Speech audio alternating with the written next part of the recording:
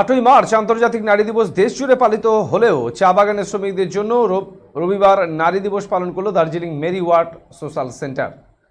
এদিন হাঁসকোয়া চা বাগানের মাঠে আন্তর্জাতিক নারী দিবসে উপস্থিত ছিলেন ডক্টর অর্পিতা শর্মা, আপার বাগডোগরার প্রধান সঞ্জীনা, হেড মুডি সিঙ্গিঝোড়া গ্রাম পঞ্চায়েত প্রধান জগন্নাথ রায়, সংগঠনের কোঅর্ডিনেটর কৌশিক রায়চৌধুরী, কণিকা দাস সহ প্রমুখ সদস্যরা।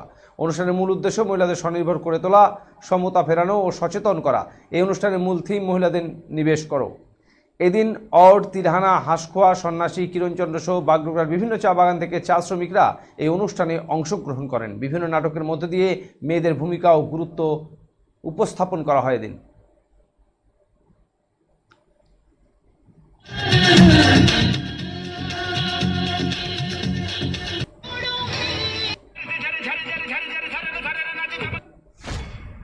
নাচের মাধ্যমে এবং নাটকের মাধ্যমে তারা মহিলাদের যে অধিকার বা মহিলাদের আজকে যে দিনটা তারা পালন করছে এবং তুলে ধরছে সেই বিষয়গুলোকে, যে মহিলাদের যে সম্মান দেওয়া হচ্ছে এবং সেই জায়গাটাকে তৈরি করা হচ্ছে।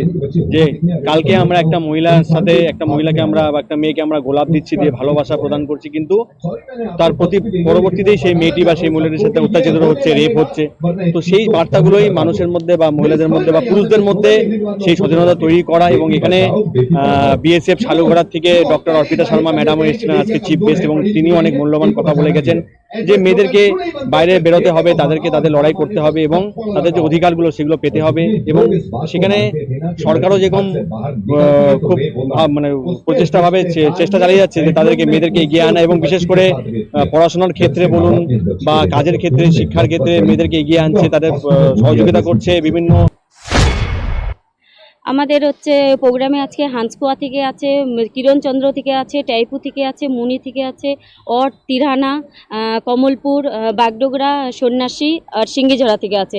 মূল উদ্দেশ্য হচ্ছে আমাদের যে মহিলারা যে পিছিয়ে আছে বা তারা বাড়ি থেকে বাইরে বেরোতে পারে না, তাদেরকে আজকে আমাদের মূল উদ্দেশ্য যে তারা বাড়ি থেকে বের করানো, আর তাদের যে অধিকার আছে। আজকে যে ছেলে মেয়েদের মধ্যে যে পার্থক্য করে সেটা আমরা চাই না। আমরা সবসময় চাই ছেলে বা মেয়ে বা মহিলারা সমান অধিকার থাকে।